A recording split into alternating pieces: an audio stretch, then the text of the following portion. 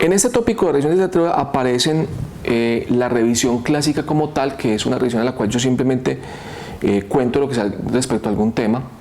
Realmente es una forma narrativa en la cual no hay una estructura tampoco tan clara, ni hay una norma estructurada, y aparece la revisión sistemática de literatura.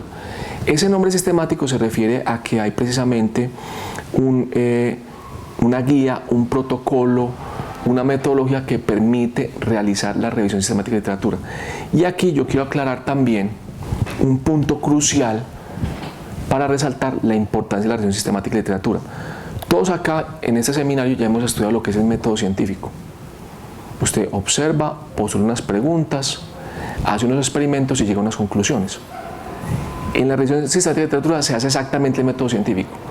Usted plantea unas preguntas para revisar la literatura, su campo experimental son los estudios que se han realizado, usted se los analiza y concluye. Es decir, es aplicar el método científico al proceso de revisión mismo. En esta revisión de literatura entonces aparecen unas definiciones fundamentales que son los tipos de estudios. Entonces aparece el estudio primario, que es el paper de investigación y la que publica un resultado único sobre un problema.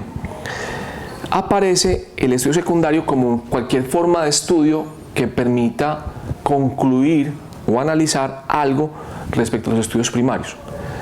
Un tipo de estudio secundario es la revisión sistemática de literatura y la revisión de literatura en general como tal.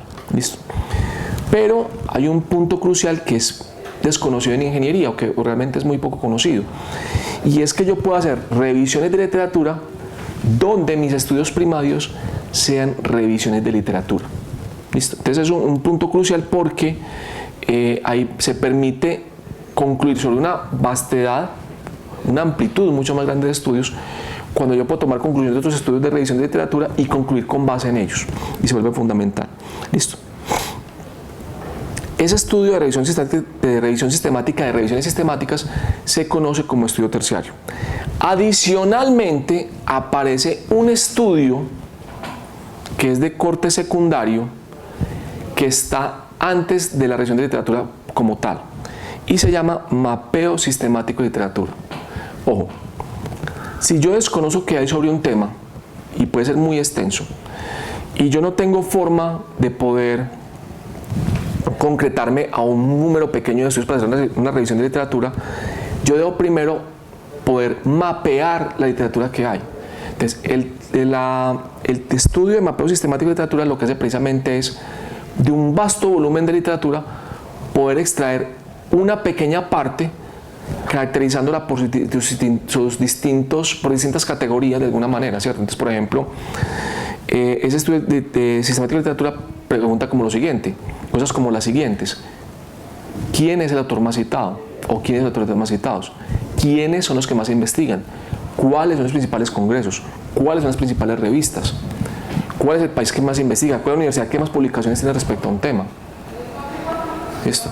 ¿Cuánto se publica por año respecto a un tema determinado? ¿Cierto? ¿Con qué fin? Que yo pueda filtrar la información que hay y pueda generar de una gran bolsa que son todos los artículos, puede generar una pequeña bolsa más pequeña, que sigue siendo grande, a partir de la cual, de ese volumen de artículos que logro capturar, plantear distintas revisiones de literatura que permitan auscultar distintos aspectos. Y eso se vuelve fundamental ahí, ¿cierto? ¿Qué implica eso? Que la revisión requiere unas fases, que son planeación, ejecución y reporte. Yo primero planeo qué voy a investigar, qué voy a revisar. Eso implica por qué requiero hacer la revisión, cuáles son mis preguntas de investigación y cuál es mi protocolo de búsqueda, ¿cierto? Cómo voy a seleccionar artículos, cómo voy a rechazarlos. Después viene la fase de ejecución, que es como tal, tabular, organizar, jerarquizar, estructurar el material que he recopilado. Y después viene la fase de reporte, que es donde yo convierto todo ese material que he recogido, que he analizado, en un reporte que puede ser un artículo, una ponencia de congreso, un libro de investigación, un capítulo de mi tesis. ¿Listo? En este aspecto entonces, yo creo que recalcar entonces que estamos dejando unos documentos, un resumen de que realmente literatura sobre cómo hacer la revisión de literatura en ingeniería, ¿cierto? Esos documentos yo espero que todo el mundo se los lea al detalle y que les sirvan realmente como una guía.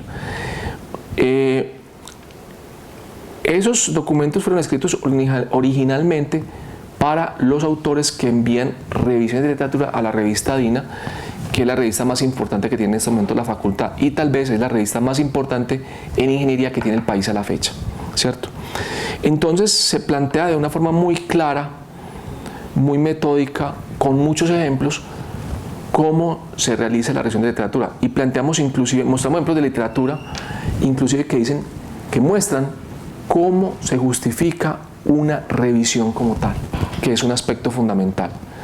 Planteamos clasificación de tipos de preguntas de investigación, ejemplos de tipos de preguntas de investigación,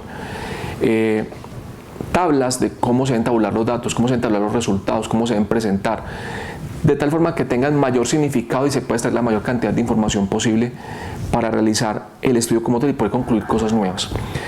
Lo más interesante y el aspecto final que yo quiero recalcar acá es que el gran valor de la revisión de literatura y que implica que haya todo un método alrededor de eso es que la revisión de literatura debe permitirme concluir cosas que van más allá y son más significativas que lo que yo podría obtener por la simple lectura aislada de documentos y manuscritos.